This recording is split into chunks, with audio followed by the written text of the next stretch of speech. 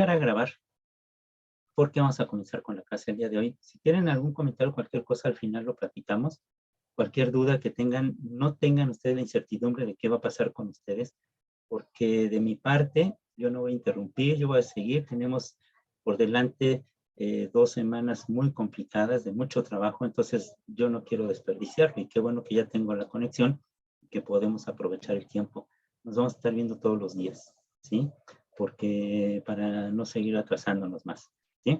Entonces, bueno, yo quiero reponerles ese tiempo y vamos a vernos todos los días de 12, por lo menos de 12 a 2, ¿sí? Bueno, entonces comenzamos con nuestro material del día de hoy. Vamos a trabajar con un material que es muy interesante. Yo les voy a presumir tantito. Estuve en la Universidad de Arizona, en Tucson, y tuve la oportunidad de trabajar con un grupo de biólogos de ahí de Arizona. Y junto con ellos, ellos tenían ya un material que estaba en inglés y medio empezamos a trabajar este tipo de materiales, lo hicimos finalmente, lo pudimos publicar, y ya tiene muchos años este proyecto biológico, tiene ya muchos años trabajando, y afortunadamente sigue funcionando, digamos, o sea, sigue siendo un material, digamos que no se ha envejecido, no ha envejecido, entonces, pues tenemos esta oportunidad de seguir utilizándolo, y es un material que originalmente estaba en inglés, lo diseñamos para alumnos de nivel medio superior y superior, del primer año en las carreras de biología y ciencias biológicas allá en Arizona, y ahí me certifiqué para dar clases a alumnos de prepa y de primer año de la licenciatura. Entonces, este es producto de ese curso, ¿no? De ese material. Este material es producto de esa interacción que hubo con los profesores y de, pues, 7 meses que estuve yo allá trabajando con ellos. Bueno, ¿qué es y qué no es la mitosis? Ya habíamos platicado la vez pasada con respecto a esto, que la mitosis, bueno, es la división celular donde ya por citocinesis, cinesis quiere decir corte, ¿no? Se corta el citoplasma, ¿no? Y se divide en dos células. Esta citocinesis nos da como resultado dos células hijas que son idénticas, son clones, ¿sí? Son una idéntica a la otra. Y entonces, bueno, que tiene diferentes fases, ya hemos visto que es, bueno, en los libros de texto lo tenemos como profase, metafase, anafase y telofase, pero hay una parte muy importante que se llama prometafase, que es como que la célula despierta y empieza esta división. Hemos visto que en el ciclo celular es una especie de programa que tiene la célula, que cuando este programa se altera es cuando surgen problemas como el cáncer, por ejemplo, ¿sí? En el cual las células empiezan a reproducirse de manera arbitraria, de manera desorganizada, y es debido a que no hay controles. Los controles que existen durante la vida de una célula son muy importantes. Si esos controles se modifican por algún problema, pues viene principalmente problemas como el cáncer, donde las células se reproducen de manera disparada, ¿no? De manera irregular, de manera, pues, caótica, y entonces lleva a la acumulación de células que no deberían de estarse reproduciendo y que, sin embargo, están ahí formando tumores. Bueno, veíamos que es una especie de programa que incluye una especie de proceso muy largo de la célula en la cual está en su fase G1. Es una fase estacionaria en la cual está durante mucho tiempo. La célula puede estar durante años, incluso toda la vida, ¿sí? De esa célula, pero que principalmente cuando hay una señal, viene esta etapa S, que es donde ya se recibe la señal para que la célula se reproduzca, y después ya empiece la fase de lo que conocemos como la mitosis, la división celular. Y que la fase 2 es una especie de stop, ¿sí? Donde ya le dice a la célula, esto ya es el control, y ya síguete ya hacia el proceso de mitosis, y ya en esta mitosis es cuando viene la división celular. No es una forma, digamos, no es una forma arbitraria, sino que está todo programado, así como la muerte celular también. Cuando hay un defecto en la reproducción del material genético, la célula dice, bueno, ¿para qué tenemos esta célula anormal? ¿O para qué vamos a producir una célula normal? Y se corta el ciclo, ¿no? Entonces, en ese momento se da, si ya estaba la célula en formación, pues viene la apoptosis, que es igual una muerte programada de las células, donde todos los materiales que tiene la célula, pues se desintegran y se reciclan. Esto es algo muy, muy importante. Que bueno, sí, la apoptosis es la muerte de la célula, pero es una muerte programada. Una muerte en la cual se le señala a esa célula para reciclar todos sus materiales y no desperdiciar nada, ¿sí? Entonces, bueno, este es un proceso muy importante. La mitosis ya habíamos dicho que inicia con esta interfase en la cual, bueno, hay una actividad muy incesante desde el punto de vista metabólico porque requiere mucha energía, ¿sí? El núcleo se está preparando para esta mitosis y los cromosomas todavía no se alcanzan a ver a simple vista. Sin embargo, bueno, esas cositas que ven por allá arriba en la célula son estos centriolos que son los que van a dirigir, a coordinar todo, como una especie de directores de orquesta, van a dirigir la división de la célula. Ya se empieza a ver en el núcleo, digamos, cierta actividad, pero todavía los cromosomas no son visibles. El nucleolo sí, el nucleolo puede ser visible en todo momento porque es una composición más oscura dentro del núcleo. La célula puede contener entonces estos centriolos, no necesariamente, pero sí los puede obtener, y de hecho estos se hacen visibles durante esta etapa, y estos centros de organización, estos microtúbulos, son los que van a como que a dirigir, a orientar todo el proceso, jalando, digamos, los cromosomas, las mitades de cromosoma que van a obtener, a garantizar que la célula hija y la célula madre van a ser idénticos. ¿Por qué? Porque se duplica el material genético y eso, cada parte de ese material genético va a ir a dar a cada una de las células resultantes, que les llamamos células hijas, ¿no? Entonces, estos sitios, estos centros de organización, estos centriolos, son importantes desde el punto de vista ya de la fisiología de la célula, que le ayudan a dirigir todo este proceso. La primera fase, esta profase, en esta cromatina, que es la que da color, por eso se llama cromatina, comienza a condensarse y ya se vuelve visible al microscopio como cromosomas, ¿sí? Esta cromatina se divide ya en cromosomas y entonces estos cromosomas, por eso se llama cromos, porque es color, estos cuerpos de color que se observaron desde el microscopio desde mucho tiempo atrás, adquirieron este nombre precisamente, pero por eso, que tenían un color, eran visibles. El nucleolo va a desaparecer y los centriolos comienzan a moverse a polos opuestos de la célula, o sea, empiezan a migrar a los lados opuestos de la célula, ¿sí? Y estas fibras se van a extender desde estos centrómeros, ¿sí? Para poder jalar, digamos, ahorita vamos a ver más adelante cómo se lleva a cabo este proceso. Algunas fibras, bueno, van a cruzar la célula para formar lo que se conoce como el uso mitótico, que va a ser ya más evidente en la prometafase, que bueno, sería la metafase, pero vamos a hablar de la prometafase. Aquí ya la membrana nuclear se disuelve, se desaparece, y va a marcar el comienzo de la prometafase. Las proteínas que se adhieren a los centrómeros, ¿sí? Estas proteínas son las que van a organizar y van a dirigir todo el proceso y crean los cinetocoros. Coros porque cada uno tiene una parte, ¿no? Tienen un polo, una dirección, y entonces estos cinetocoros están formados por este material, estas proteínas y además el material genético. Y bueno, los microtúbulos entonces se adhieren a estos cinetocoros y los cromosomas comienzan a moverse, ¿sí? Se comienzan a agrupar y curiosamente se empiezan a agrupar en la parte de central, ¿no? Por eso le llamamos una zona meridional, ¿no? Y bueno, los cromosomas entonces ya se van a separar, los cinetocoros se mueven a los lados opuestos y van a, como quien dice, a jalar, ¿no? El material. Se ven aquí en diferentes colores, como rojizo y amarillo, ¿no? En la parte central se organizan ahí los cromosomas y ya después los cinetocoros van a jalar cada uno la parte correspondiente al juego de cromosomas para cada célula.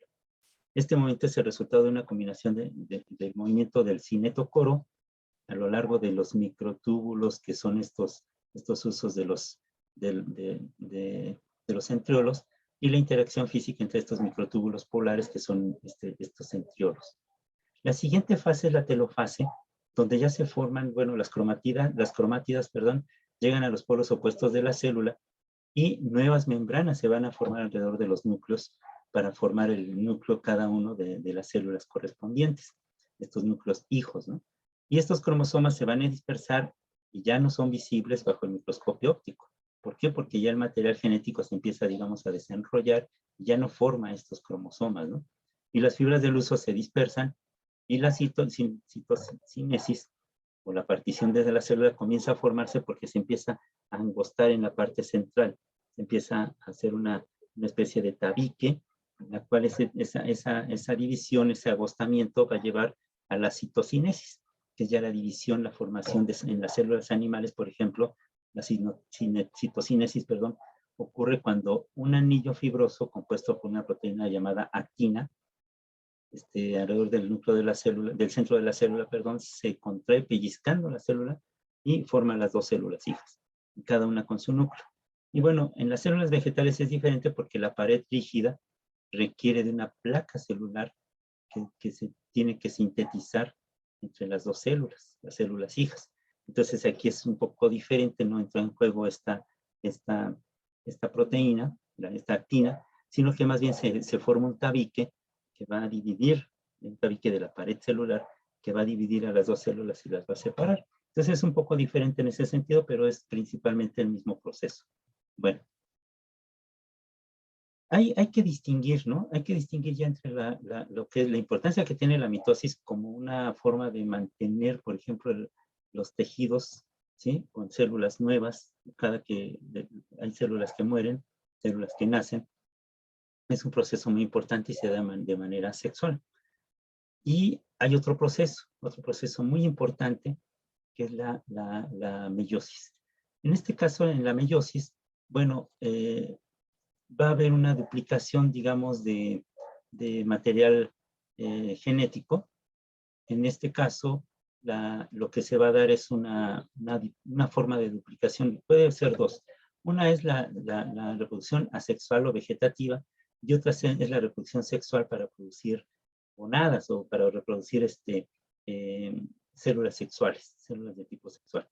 La reproducción asexual, que es la vegetativa, esta es una forma de duplicación que utiliza la mitosis, pero digamos que aquí sería como juntar dos mitosis que van a estar al mismo tiempo ejecutándose.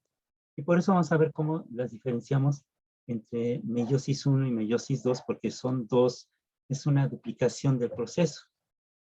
Entonces la reproducción asexual o esta vegetativa es una forma de duplicación que utiliza solamente la mitosis, ¿sí?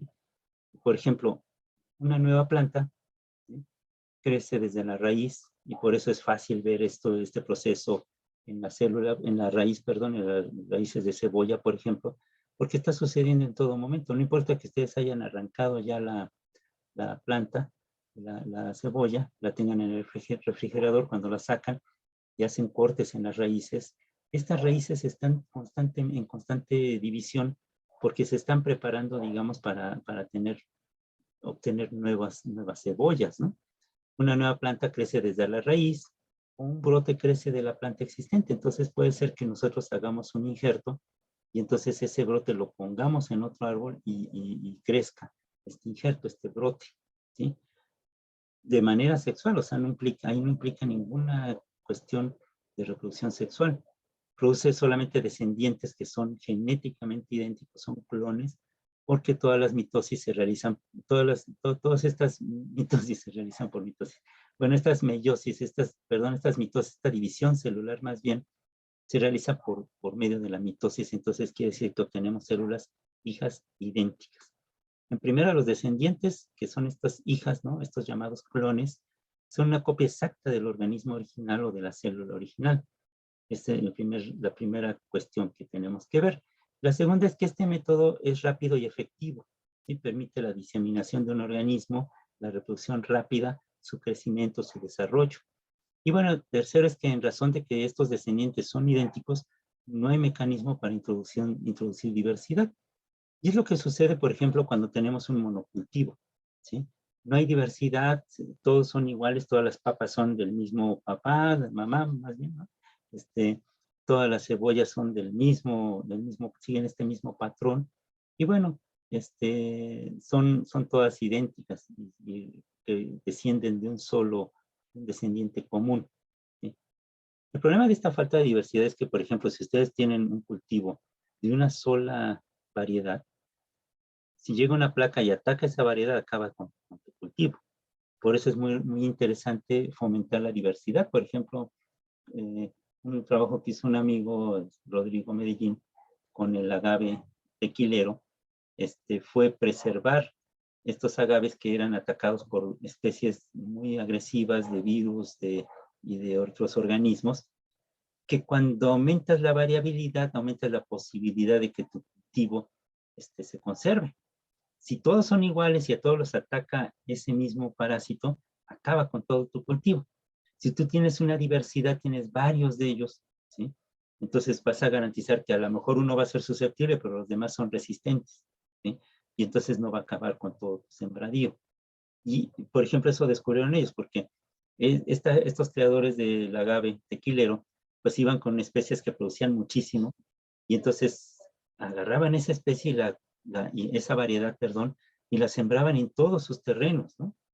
Porque era muy productiva, pero resulta que llegaba una plaga y acababa con todos, ¿sí? No dejaban que florearan los agaves porque decían, es que eso indica que se van a morir.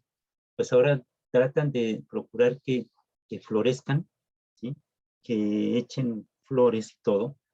Y entonces se fomenta la polinización por medio de murciélagos. Los murciélagos llegan y beben el néctar, ¿no?, de las flores, pero polinizan, están llenos de vellitos, ¿no? Y estos pelitos hacen que lleven el polen adherido y aumentan la diversidad de los cultivos del agave. Descubrieron que esto es mucho mejor.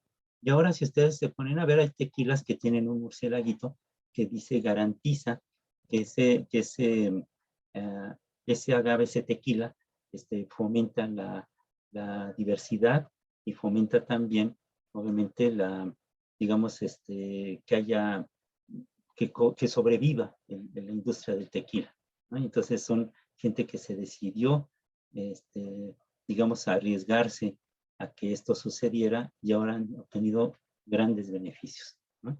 Entonces esto es muy importante, sobre todo en la cuestión de los cultivos, ¿no?, que garanticen la diversidad para evitar también la extinción de sus cultivos.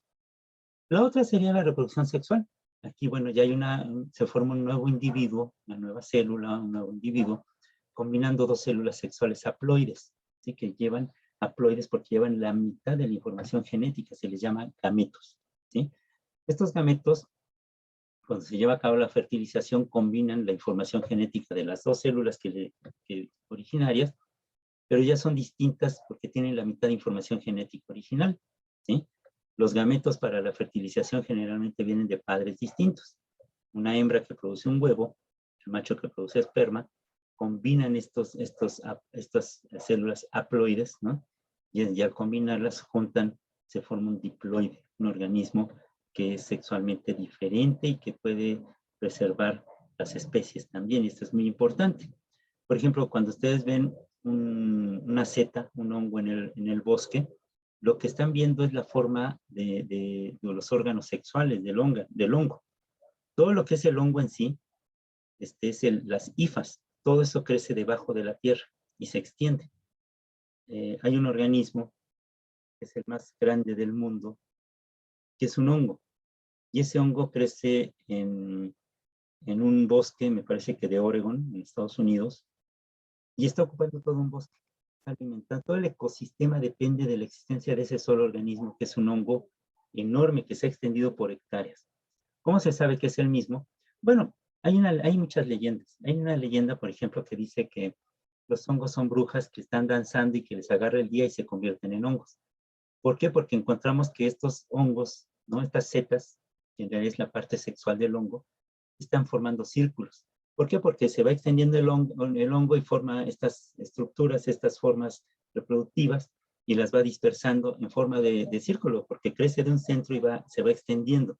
Y entonces cuando ustedes encuentran estas setas, las encuentran así formando círculos, y bueno, surge la leyenda, ¿no?, de que eran brujas que estuvieron danzando en la noche y se convirtieron en hongos. Bueno, este organismo, si ustedes, ¿cómo sabes que es el mismo organismo que está a 2 kilómetros de distancia y este hongo que estás viendo aquí en otro lugar. Bueno, pues se toman muestras de diferentes lugares, se hace un muestreo, bueno, un mapeo de la composición genética, un genoma de las diferentes muestras, y se descubre que son idénticas. Es el mismo hongo gigantesco que está creciendo debajo del bosque, ¿sí? Y que, digamos, obviamente mantiene todo este ecosistema, ¿sí? Alimentando, nutriendo el suelo, y del suelo nutriendo a todos los demás organismos, ¿sí? Y entonces es algo interesante, ¿no? Cómo esta parte del hongo que vemos es la que nosotros consumimos comúnmente como los champiñones, ¿no? Pero esta es solamente la parte sexual. Todo el tejido que está debajo del suelo y que forma igual la misma estructura del hongo que nosotros comemos, los champiñones, ¿sí? Es solamente la parte sexual para garantizar la dispersión de sus esporas y garantizar la preservación del individuo, ¿sí? Ambos gametos van a ser haploides, ya que solamente tienen la mitad de los cromosomas. Si tienen, en nuestro caso, 46, formando 23 pares, ¿sí? Se supone que cada uno de nosotros proviene de 23, ¿sí? Cromosomas de nuestros padres y 23 de nuestras madres, ¿sí? Lo único que heredamos, que es exclusivamente de las mamás, son las mitocondrias, ¿sí? Todas nuestras mitocondrias provienen de nuestras mamás. ¿Por qué? Porque el esperma que lleva la información genética del papá, solamente lo único que usa las mitocondrias es para tener energía y llegar a fecundar al huevo, ¿sí? Pero una vez que entra, solamente entra el material genético. Todo lo demás queda fuera. Quiere decir que todas las mitocondrias que tenemos son producto de nuestras mamás. Y por eso se hace todo un mapeo genético siguiendo el ADN mitocondrial. Y se descubre, por ejemplo, algo muy curioso, que toda la humanidad proviene de 7 mamás. 7 mamás Australopithecus, ¿sí?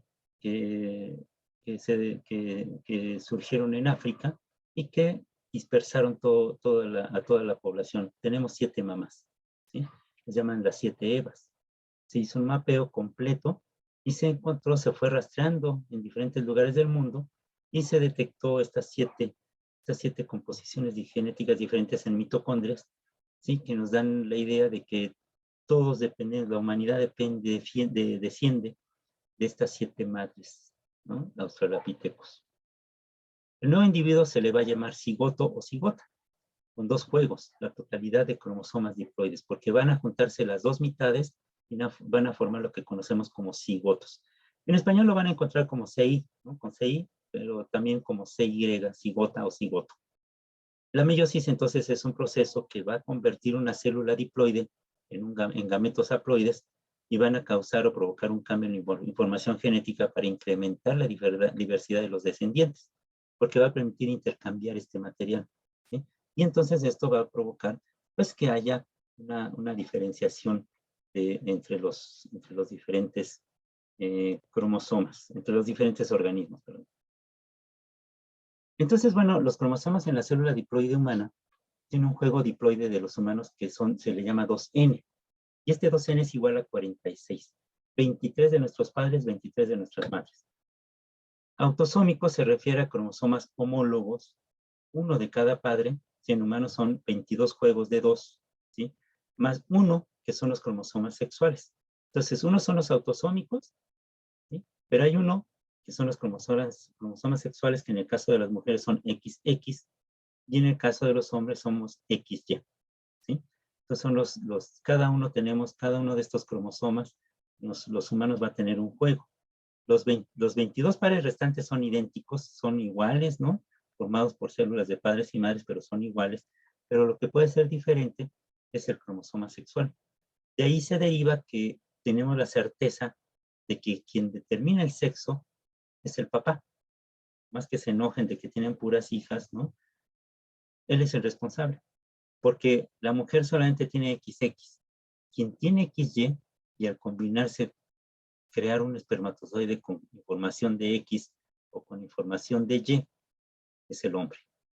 Si llega un X a combinarse con un cromosoma, con un una célula de las mamás, ¿no? Pues va a dar una mujer.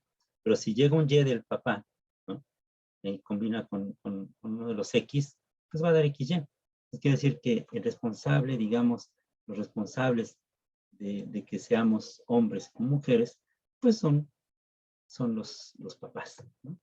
Se le llama ploide así solito, al número de juego de cromosomas en una célula. Haploide, es el N, es un juego de cromosomas, ¿sí? El diploide es dos juegos. El haploide sería la información que lleva, por ejemplo, un esperma con X o un esperma con Y, con otra X, ¿sí? Y el diploide ya es la célula, resultado de esto que da dos juegos de cromosomas. La mayoría de las plantas y animales somos diploides, ¿sí? Solamente el huevo, el óvulo y el esperma son haploides, son los únicos. Todas las demás, las demás células son diploides. Las únicas haploides son las células sexuales, ¿sí? Voy a mostrarles una estrategia de aprendizaje para esto. Si nos da tiempo, a lo mejor mañana podríamos ver algo de esto. No sé si están viendo una hoja que dice guía sobre meiosis.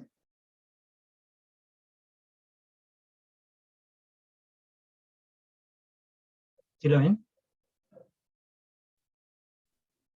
Sí, sí se ve. Bueno, hay una que es una serie de imágenes, ¿sí? En la cual, digamos, yo les puedo mostrar, por ejemplo, imágenes de estos cromosomas y ustedes van a tratar de aparearlos, ¿no? Tratarán de aparearlos por medio de las imágenes, ¿sí? Entonces, es muy probable que lo que podríamos hacer es nosotros crear estos cromosomas con sus bandas, ¿no? Para que los pudieran reconocer, hacer el análisis. Y entonces el trabajo que ustedes van a hacer, por ejemplo, es hacer los cariotipos de cada uno de ellos. Y bueno, vamos a poner aquí un ejemplo, por ejemplo, estas historias medicales o estas historias médicas. Tenemos 3 pacientes.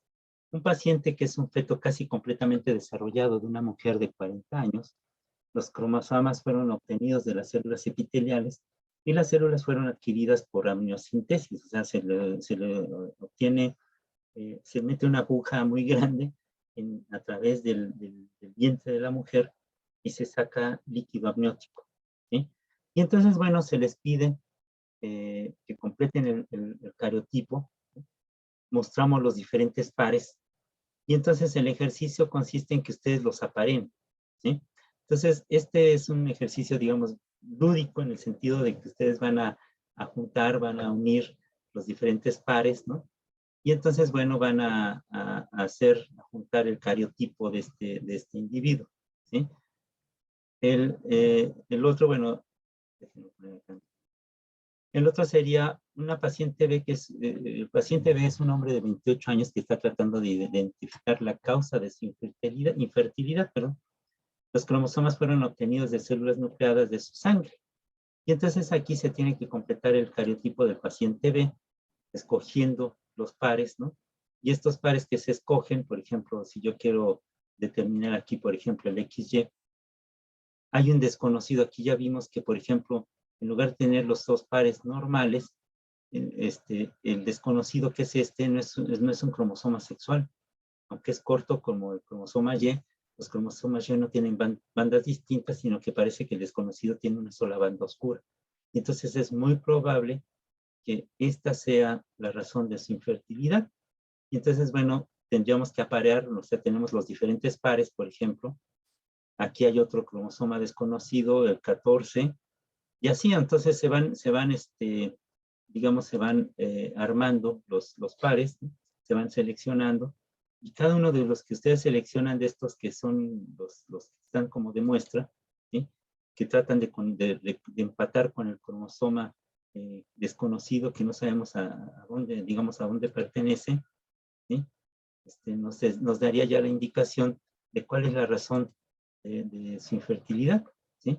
El cromosoma 10 es muy grande para el desconocido y tiene más bandas, entonces tampoco es, ustedes tendrían que ir probando diferentes alternativas, cuál podría ser la razón de que esta persona, por ejemplo, el cromosoma 20 es un poquito más largo que el desconocido y tiene más bandas, y un centrómero distinto en el centro, tampoco es.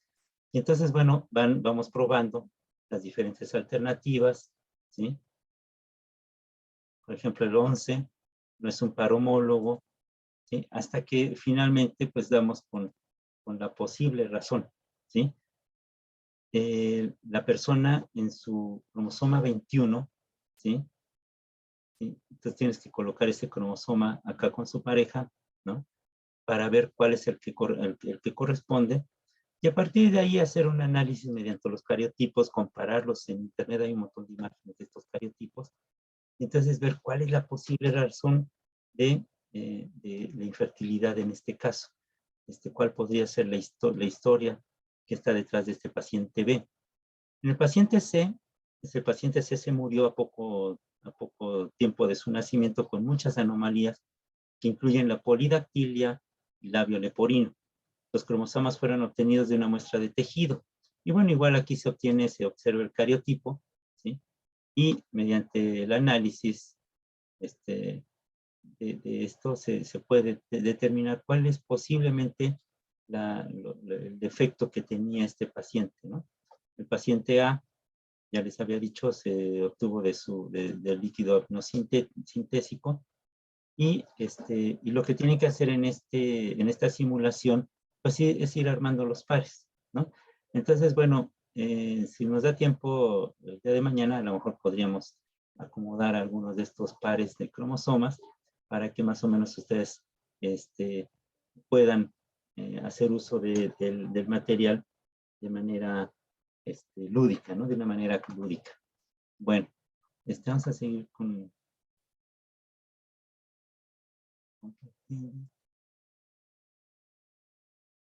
Y bueno, el chiste es armar estos pares, estos pares de cromosomas para armar un cariotipo. Se le llama cariotipo a obtienes una célula, de estas células tú aíslas los cromosomas en el momento en que se están reproduciendo las células, tomas fotos, y de estas fotos después, como una especie de rompecabezas, tú cortas, ¿no? Y eso es lo que hacemos realmente, o sea, de la imagen recortamos los cromosomas y vemos cuáles son parecidos, ¿no? Algunos son muy parecidos, pero no tienen las bandas iguales. Bueno, entonces tienes que seguir buscando hasta que ya encuentras el que tiene las bandas iguales, si está el centrómero, por ejemplo, si está, por ejemplo, formando una X completa con los brazos del mismo tamaño, o si lo tiene más hacia arriba, si tiene el centrómero más abajo, si es más pequeño o más grande que el otro, si cuántas bandas tiene y todo eso. Entonces, este es un trabajo, digamos, de armar, ¿no? De recortar y armar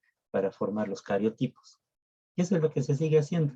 Ahora, ¿qué es la meiosis? Bueno, la meiosis es en el cual el proceso que se lleva a cabo en la célula, mediante el cual una célula diploide va a segregar nuevamente y va a producir 4 células hijas haploides. Este es el paso de la meiosis que genera diversidad genética. Yo podría decirles, por ejemplo, que cada óvulo que resulta, por ejemplo, cada óvulo que tiene, la mujer cuando nace ya tiene el número de óvulos ya predeterminado, ya viene con el número de óvulos que va a producir en toda su vida, y son los que trae en su organismo. Pero cuando se reproducen, cuando por medio de meiosis se obtienen un óvulo fértil, hay 3 acompañantes siempre, y esos no van a tener más que digamos, un carácter precisamente de eso, de acompañar al único que va a ser fértil. Y entonces, durante este proceso, obviamente por medio de la meiosis, pues se van a formar estos 4 haploides, pero solamente uno de ellos va a ser el que va a ser potencialmente, bueno, fértil, ¿no? Que va a procurar o va a ser posible que se obtenga a partir de él, de este óvulo, pues un organismo, una persona, ¿sí? Un ser vivo. Y bueno, por medio de la reproducción. Entonces, bueno, esta meiosis da como resultado, pues, células células que son de tipo, lo que conocemos como las células sexuales, ¿no? La meiosis, entonces, lo que va a hacer es reproducir o es el paso de la meiosis que genera, esta meiosis genera diversidad genética. ¿Por qué? Porque va a dividir y va a dispersar la mitad de sus cromosomas, la mitad de su información genética, para combinarse con otra información genética, ¿sí? La replicación de este ADN es una parte muy importante, va a preceder al comienzo de la meiosis 1, en esta profase 1. Se nombran así porque son dos procesos, ¿sí?, que se llevan a cabo en la meiosis. Es como si se dividiera dos veces una célula vegetal, una célula vegetativa. Pero en este caso, la replicación del ADN va a ser un proceso muy importante, va a ser el paso previo para el comienzo de la meiosis 1. Durante la profase 1, los cromosomas homólogos entonces se van a parear y van a formar sinapsis, se van a juntar, un paso que es único en la meiosis. Los cromosomas apareados se llaman bivalentes y la formación de quiasmas, ¿sí?, o estas como estructuras, ¿no?, en forma como de Vs, ¿no?, son provocados, son producidos por recombinación genética y se vuelven aparentes. La condensación de este material de los cromosomas permite que estos sean vistos en el microscopio. Y bueno, aquí pueden ver, por ejemplo, que el bivalente tiene 2 cromosomas y 4 cromátidas, con un cromosoma de cada padre. Entonces son aquí, estos que se ven de colores, pues son estas cromátidas, ¿sí?, que se están formando, 2 y 2, 2 del padre y 2 de la madre. Y bueno, el siguiente paso es la prometafase 1, en el cual, bueno, la membrana nuclear, nuevamente como en el caso de la mitosis, va a desaparecer. Un cinetocoro se forma por cada cromosoma y no uno por cada cromátido, ¿sí? Y bueno, los cromosomas que ya están adosados, que se unen, las fibras del huso comienzan a moverse, ¿sí? Y se comienzan a mover hacia cada uno de los extremos, primero hacia el centro, alineadas, y después a cada uno de los extremos. En la metafase 1, aquí es donde ya podemos ver los bivalentes, donde cada uno de los compuestos de los 2 cromosomas, de las 4 cromátidas, que ustedes ven ahí 2 como rojitas y 2 amarillas, ¿sí?, estas 4 cromátidas se van a alinear en el plato de la metafase, o sea, en el plano meridional, en el ecuador, ¿no?, en la parte central, ¿sí? Y bueno, aquí la orientación es al azar. Cómo se juntan, eso es completamente azaroso, ¿sí?, con cada homólogo paterno de un lado, y esto quiere decir que hay un 50% de posibilidades de que las células hijas reciban el homólogo del padre o de la madre por cada cromosoma. Y bueno, en la fase 1, que sería ya la siguiente fase, en esta anafase 1, los quiasmas se van a separar, los cromosomas de cada uno con 2 cromátidas se mueven a polos opuestos, y cada una de las células hijas ahora es haploide. Sí, va a tener 23 cromosomas. Cada cromosoma, perdón, va a tener 2 cromátidas, o sea, como dos bracitos, como quien dice, ¿sí? Pero entonces cada una va a tener 23 cromosomas, son haploides, y cada cromosoma va a tener 2 cromátidas. Y bueno, ya en la telofase 1, las envolturas nucleares se pueden reformar, se vuelve a formar núcleos en cada una de las células hijas, y puede comenzar rápidamente lo que conocemos como la meiosis 2. Entonces ya llevamos la mitad del proceso, la mitosis, se van a separar, ¿no?, por la citocinesis, y bueno, es igual a la de la mitosis. Se va a separar en las 2 células hijas, nada más que aquí ya no son iguales, son diferentes. Cada una de las células va a llevar información diferente a la que tenía originalmente, ¿sí? En realidad la mitosis 2 es prácticamente similar a la de la mitosis, ¿no? La primera parte sí fue muy importante porque fue la que dividió la información genética y va a formar 2 células que son distintas entre sí. Pero ya la meiosis 2 en realidad es una mitosis donde cada una de las células van a ser iguales. Sin embargo, aquí no hay una fase llamada S, ¿sí? Las cromátidas de cada cromosoma ya no son idénticas en razón de que ya se recombinaron, ¿sí? Y la meiosis 2 va a separar las cromátidas produciendo 2 células hijas, cada una con 23 cromosomas de tipo haploide, y cada cromosoma tiene solamente una cromátida, ¿sí? Y entonces vamos a ver cómo esto ya hay diferencias marcadas entre lo que es la mitosis y la meiosis, ¿sí? En primera, bueno, si nosotros comparamos la mitosis con la meiosis, ¿sí? Vamos a ver cómo es el comportamiento de los cromosomas. En la mitosis, los cromosomas homólogos son independientes, son cromosomas homólogos independientes. En la meiosis, los cromosomas homólogos se aparean formando bivalentes hasta la anafase 1. ¿Sí? Otra diferencia es que el número de cromosomas, hay una reducción en la meiosis. ¿Sí? En la meiosis, la mitosis va a dar células hijas idénticas. Y la meiosis va a dar células hijas haploides. ¿Sí? La otra, la identidad genética de la progenie, es que en la mitosis las células son idénticas, las que se forman. En la meiosis, las células hijas tienen una nueva variedad de cromosomas paternos, ¿sí? Y también en la meiosis, las cromátidas no son idénticas porque hay un intercambio de segmentos, ¿sí? En los libros, bueno, encontramos imágenes ya donde se pueden ver ahí los colores, cómo se combinan.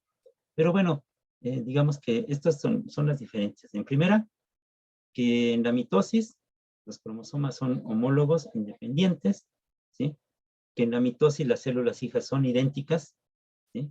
Y en la meiosis las células hijas son haploides y forman una gran variedad de cromosomas, bueno, se combinan ya con los cromosomas paternos, ¿sí? Puede haber errores mitóticos, ¿sí? Errores meióticos, perdón. Un error en la célula mitótica pues va a llevar a la muerte de la célula. Sin embargo, acá no, en la meiosis no. Hay errores meióticos que pueden llevar a consecuencias muy severas para toda la vida del organismo producido. Los homólogos que no están unidos no se separan en la meiosis 1. Y entonces esto resulta en aneuploide, ¿no? Uno que no tenga, digamos, todo el juego de cromosomas que debería de tener, ¿sí? Y bueno, esto usualmente hace que el embrión muera, ¿sí? Sin embargo, hay errores que no mueren, que se permanecen. Uno es la trisomía 21, en el par 21, ¿sí? Que es la excepción que conduce al síndrome de Down, ¿sí? Los cromosomas sexuales también pueden sufrir esta separación incompleta y dar como resultado lo que se conoce como los síndromes, ¿sí? Síndrome quiere decir que son varios aspectos, varias patologías asociadas, ¿sí? Por ejemplo, el síndrome de Turner, ¿sí? La monosomía X, donde eh, el, el ser, el organismo, ¿sí? La persona, pues es una mujer, pero, por ejemplo, la característica es que se va a quedar siempre muy pequeñita, ¿sí? Sin ninguna diferencia, va a parecer como estas gimnastas, ¿no? Que no tienen nada, no tienen ninguna señal que nos permita distinguir, ninguna característica que nos permita distinguir entre una niña y una mujer, ¿sí? No sé si ustedes vieron un caso extremo en la película esta fantasiosa de la huérfana, creo que se llama, donde era una mujer en realidad de más de 30 años, ¿no? Pero que la adoptan como una niña de 8 o 9 años, ¿no? Este sería un caso extremo, ¿no? O sea, ficticio, obviamente, pero podría ser. Es una mujer que no parece ya mujer, parece una niña, no es fértil, tiene solamente, en lugar de tener 2X, tiene solamente un X, ¿sí? No llega a desarrollar todas sus características sexuales femeninas y aparenta ser una niña toda la vida, es muy chiquita, ¿no? Y otro sería el de Klinefelter, ¿sí? Donde hay, por ejemplo, 2X y un Y, ¿sí? No se distingue no se sabe si es hombre o mujer, tiene características de mujer, pero a lo mejor tiene el comportamiento y el cuerpo, los órganos de hombre, o sea, no puede tener una matriz, ¿no? Entonces tiene diferentes características. Podrían buscar ustedes en internet, por ejemplo, cómo se ven el síndrome de Turner y el de Klinefelter. ¿Sí? Entonces, no están separados en la meiosis 1, y entonces ahí suceden estas situaciones. La mayoría son letales, pero hay algunas que no, ¿sí? Y son estos, son el síndrome de Down, Turner, Klinefelter y muchos otros, ¿sí? Que se han ido descubriendo después de que, bueno, se determina que una persona que aparentemente es un hombre, pues resulta que tiene características de mujer o al revés, ¿no? Lo hemos visto, por ejemplo, en varios atletas, ¿no? Que hay duda, se hacen análisis porque, bueno, los competidores dudan de que eso sea, esa persona sea una mujer, ¿no? Porque tiene todas las características de hombre, se hace el análisis y, bueno, se descubre que es mujer, ¿no? Pero en algunos casos pudiera ser que se haya mantenido, digamos, desconocido toda esta situación y que, bueno, lleve una cierta ventaja como mujer porque tiene más musculatura, porque tiene características de fuerza de un hombre siendo una mujer, ¿no? Entonces, bueno, la mayoría de las ocasiones han sido cuestiones más bien de racismo, ¿no? Y de segregación y todo esto, pero en algunos casos pudiera darse esa situación, ¿no? De que sea en realidad tenga un problema de mala disyunción durante la meiosis 1 y lleve a tener estas características. Otro podría ser la translocación y supresión, en la cual la transferencia de una pieza de un cromosoma a otro se pierden fragmentos del cromosoma. Y entonces, bueno, ahí llevaría un montón de situaciones diferentes, ¿no? Porque entonces ahí no habría, digamos, pues sí, propiamente una diferenciación entre si es una mala disyunción o si se perdieron fragmentos. Hay información que no está presente y entonces ahí podría llevar a diferentes situaciones. Y bueno, cuando vemos ya las diferencias, las similitudes o no entre una mitosis, una meiosis y un ploide, en la mitosis puede proceder independientemente del ploide de la célula, no importa el número de cromosomas, realmente se va a dividir la célula y se va a desarrollar. Los cromosomas homólogos se comportan independientemente, entonces pues la célula puede vivir en estas circunstancias. Durante la meiosis puede solamente proceder si el núcleo contiene un número de par de cromosomas. Si hay un número impar, esas células no se van a reproducir. Entonces podría ser, por ejemplo, el caso de la persona de 28 años que veíamos hace rato, en la cual le falta a lo mejor un cromosoma. Y entonces, como falta este cromosoma, entonces ya no es un diploide tetraploide o tetraploide, sino que da solamente un par. Puede ser, por ejemplo, que en sus células sexuales, ¿sí? Solamente esté produciendo, digamos, más bien no se esté reproduciendo esas células sexuales porque no hay un número par de cromosomas. Y entonces, por eso es que no puede producir espermatozoides fértiles, ¿sí? Que puedan fertilizar. Y otros serían las trisomías, como el caso de la trisomía 21, que no proviene de la meiosis, sino que proviene de una mala, digamos, un error en la cual se une, en lugar de tener 2 cromosomas 21, tiene 3, ¿no? La trisomía. Entonces, estos podrían ser los casos en los cuales pudiera haber errores en la meiosis. Y bueno, la mayoría de estos procesos, pues son, lamentablemente, muchos no son, digamos, no pueden sobrevivir, pero en ocasiones cuando esto sucede, pues, las personas van a tener problemas para toda la vida. Ya no van a poder ser, muchos de ellos no pueden incluso reproducirse, pero cuando puedan reproducirse, entonces, pues seguramente van a tener una serie de problemas, ¿no? Que sus hijos van a tener alguno de estos problemas de mala disyunción. Les decía, la mayoría, pues no son fértiles, ¿no? Y bueno, hay varias anécdotas con respecto a esto. Ustedes, por una cuestión también de, digamos, racista hasta cierto punto, pues se conoce a estos trisomía como los mongoles, ¿no? Porque tienen características similares a estos pobladores de Asia Central, pero pues es una forma, digamos, de de conocerlos, en realidad es un síndrome, el síndrome de Down, que fue quien lo identificó. Y bueno, no es correcto decirles, ¿no?, mongoles, porque no es justo. Son personas que van a vivir poco. ¿Por qué? Porque empiezan a tener fallas, sus órganos empiezan a crecer de más. Tienen problemas a lo largo de toda la vida. Su saliva es diferente y entonces los que van para estomatología van a conocer que esta saliva les lleva a tener una gran cantidad de problemas, de caries y problemas bucales muy graves. Se tienen que cuidar durante toda su vida. Una vez precisamente en Arizona, no, sí fue en Arizona donde yo conocí a un profesor español de Islas Canarias que nos platicaba su historia y nos decía que él y su esposa tuvieron un hijo ya muy grandes, los dos. Y bueno, su hijo tenía síndrome de Down y él decía que era como una bendición. Dice, porque mucho tiempo esperamos un hijo y no llegaba, no llegaba. Dice, cuando llegó, pues llegó con esta situación. Dice, yo no lo veo como un problema, lo veo como una bendición. Decía, porque nosotros somos grandes, ¿sí? Si fuera un niño normal,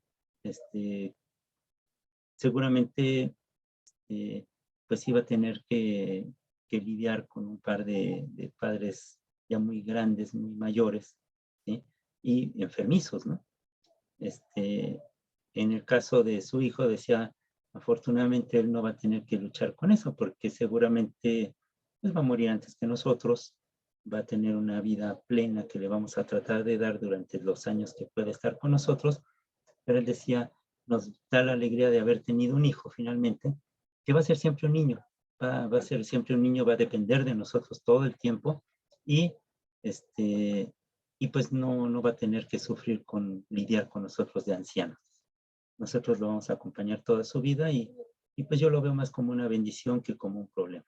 Y bueno, a mí me encantó esa idea, o sea, seguimos siendo amigos. Él ya me dice que su hijo murió hace como 6 años más o menos y fue feliz, o sea, no tiene que ser un motivo de pena o de desgracia, ¿no? Puede ser un motivo de conocer personas con diferentes capacidades. Y sí, efectivamente hay algunas variantes, ¿no? De personas que se desarrollan prácticamente de manera normal y en otras cuestiones en las cuales sí es muy marcado el síndrome, ¿no? Entonces, bueno, ustedes seguramente han visto programas donde aparecen eh, personas con este problema y que se desarrollan casi normalmente, ¿no? Que incluso tienen su trabajo, se han educado, han tenido éxito. Entonces, bueno, no tiene que ser una razón para pensar que es una especie de,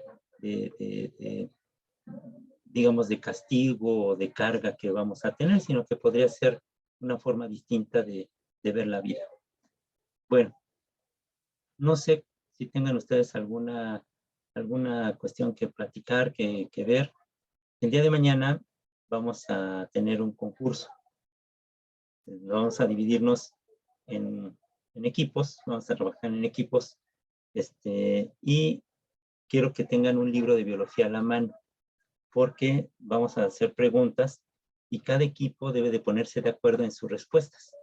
Y entonces nos deben de dar sus respuestas en un momento, si yo les doy 1 o 2 minutos, tienen que buscar información como sea, en una buena conexión de internet o en un libro, en lo que sea, y las respuestas van a ser acumuladas y a ver qué equipo es el que gana, ¿sí? Entonces, bueno, el equipo ganador, pues, va a tener el gusto de decir que fue más rápido y más eficiente en las búsquedas de información, porque como no vamos a hacer exámenes, pues no puede ser un punto extra en el examen, ¿verdad? Pero puede ser el gusto. No va a ser la primera situación que vamos a tener así, vamos a tener varios. Vamos a tener varios concursos y estrategias en las cuales van a ustedes a participar como equipos y van a tratar de vencer a los demás. En el caso de esto vamos a tener, estudien bien mitosis y meiosis, porque el concurso va a ser sobre eso. Y al final vamos a ver pues una pequeña práctica. Déjenme si de una vez la podemos ver. Es una práctica muy sencilla, muy bonita. Yo creo que de una vez la podemos ver ahorita para...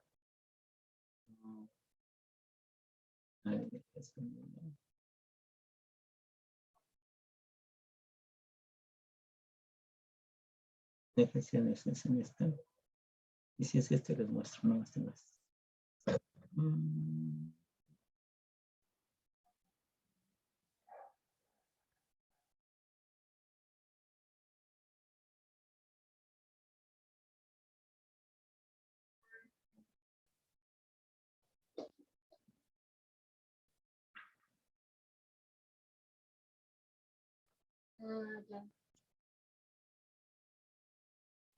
No, no lo tengo aquí. Bueno, voy a buscarlo. Es un...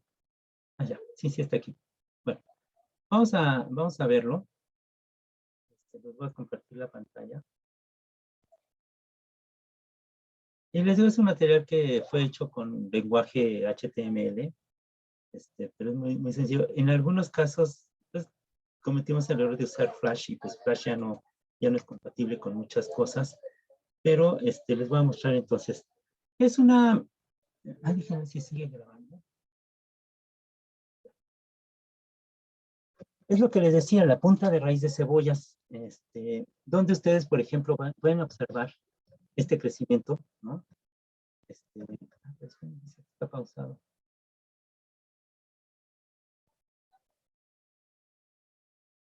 Es que pausé la grabación. Sí está grabando. Sí está grabando. Bueno, entonces son las puntas de raíz de cebolla. Cuando ustedes hacen un corte, les digo, lo puede hacer bien sencillo. Pueden usar un microtomo, obviamente eso es sofisticado, pero incluso con una navaja bien afilada, a partir de la raíz de cebolla, podemos hacer pequeños cortes muy delgaditos y después verlos al microscopio. Y bueno, ustedes van a ver lo que está aquí a un lado, lo que es las células de la punta de raíz de cebolla, así las van a ver. Y si se fijan, cada una de las células está en diferente etapa de la mitosis.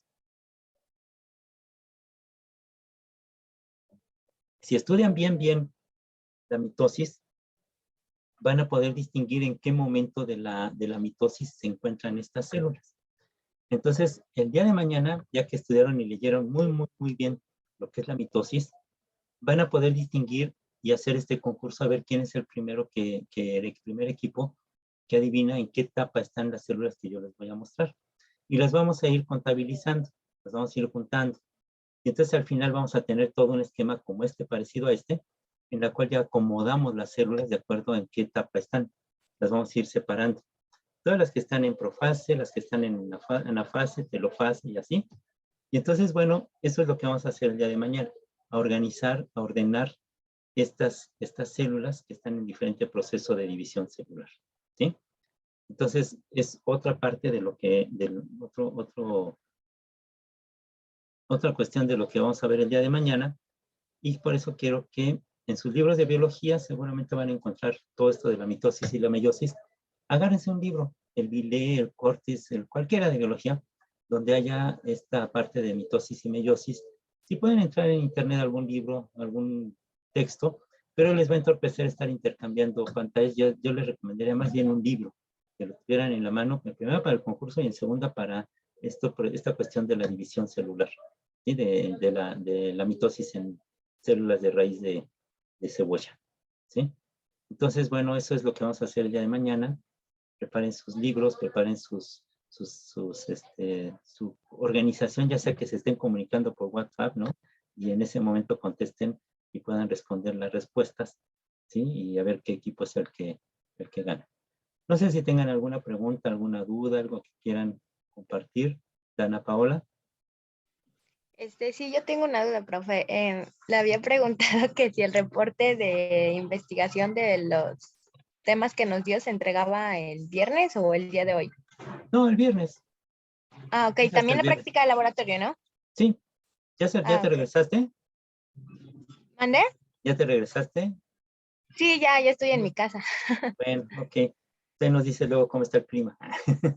Ya pues hace calor. Sí, yo me imagino. Pues Sí. no hay cambio acá. Dice mi esposa que estamos en Arendel. Sí, ya estoy aquí con mis Qué rico. compañeros también. Bueno. Aquí también está Estrella. Sí, bueno. Saludos, Estrella. Y bueno, también se regresó Ay, ¿quién es ¿Quién es el de allá? Rafa. Rafa, ¿también se regresó? Sí, ya anda aquí también. Bueno, viene en camino. Ah, como que viene en camino. Pónganle un tache. Sí, Que vea la grabación. Bueno, ok, entonces nos vemos el día de mañana. Cuídense, Ok, que estén gracias, bien. Miren, ya profe. nos funcionó bien esto, qué bueno. Gracias. También Hasta luego. cuídense. Vaya, hasta luego.